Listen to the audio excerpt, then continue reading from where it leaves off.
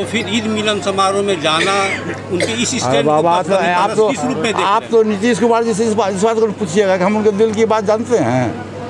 मैंने आपको पहले कहा कि उनकी मानसिक संतुलन ठीक नहीं है। उनको ये भी याददाश्त नहीं होगा कि मुस्लिम का ईद है कि बकरीद है, उनको ये याद नहीं होगा। वो चले गए सार्वजनिक जगह पर, चले गए कि कोई फंक्शन है उसमें चले गए, उनको ये पता नहीं होगा कि ईद मिलन है या क्या है। फैक्ट बात ये है। चलिए, अच्छा पशुपति पारस जी, आप कहते हैं कि पार्टी में कोई वर्कर कोई बात उठाता है तो आप कहते हैं कि संगठन घर के अंदर सुलझाना चाहिए, तो आपका पारिवारिक विवाद देखिए ये नहीं चुनावी मतभेद है। इसको यदि आप नहीं बोलिए तो बेसी अच्छा है। राज को राज रहने दीजिए। मतलब वो घर का झगड़ा में भी राजनीति। मैंने आपको पहले कहा कि हम 3 भाई हैं। आप इसी से समझ लीजिए कि तीनों भाई के समान अधिकार है। बस बात को राज रहने दीजिए। चिराग पासवान के जीजा अरुण भारती ने कल पटना में चिराग पासवान के जीजा साधु पासवान जी ने कहा कि पासवान जी की मृत्यु का जांच कराओ CBI से। उन्होंने भी कहा कि जब स्वर्गीय रामविलास पासवान जी के पार्थिव शरीर पटना के एयरपोर्ट पर आया था तो जिसको बड़ी माँ कहता है, राजकुमारी देवी को पासवान जी के मृत शरीर को मुंह देखने भी नहीं दिया। अन्य आशा पासवान को देखने दिया गया, उनकी बेटी अन्य उषा पासवान को देखने गया।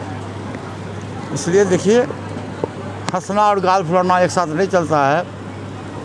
फिल्मी हीरो फिल्म पर कुछ हीरो करता है।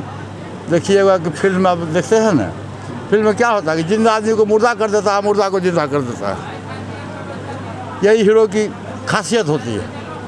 पर्दे पर कुछ और पर्दा के बाहर कुछ। उसी रोल में चिराग पासवान है। फिल्मी हीरो है तो किस रोल में रहेगा भाई? ये जो कुछ सब बात है आप पूछिए चिराग पासवान जी से। अरुण भारती नहीं आप चिराग अरे छोड़िए, अरुण पासवान तो आज आया है। अरुण भारती उसमें कहाँ था अरुण भारती? उनसे पूछिए, आप एक ही प्रश्न पूछिए पुलिस के साथी कि जब स्वर्गीय पासवान जी की मृत्यु हुई और पटना एयरपोर्ट पर उनके पार्थिव शरीर को लाया गया तो जिसको राजमाता राजकुमारी देवी कहता है और बहन कहता है, उनको मृत आत्मा को से मिलने क्यों नहीं दिया गया? आप सिर्फ इतना ही पूछ लीजिए। उस समय कहता था कि इन लोगों का शरीर महकता है। आज जनता को धोखा देने के लिए, पब्लिक को धोखा देने के लिए, पासवान समाज को धोखा देने के लिए कहता हमारी बड़ी माँ है। समय आएगा असलियत की पता जानकारी पूरे बिहार के लोगों को मिल जाएगी। अच्छा, ये नहीं लग रहा है कि 2025 में चुनाव आप लोगों में चाचा भतीजे की भी लड़ाई हो, एक तरह से चुनावी मैदान में दिख रही है? आपने तो गलत प्रश्न पूछ दिया। अरे हम दूसरे दल में हो, तीसरे दल में है, एक साथ का सवाल कहाँ है? वोट बैंक की राजनीति को लेकर अरुण भारती ने कहा कि आपकी संपत्ति की, पशुपति पारस की संपत्ति की जांच होनी चाहिए।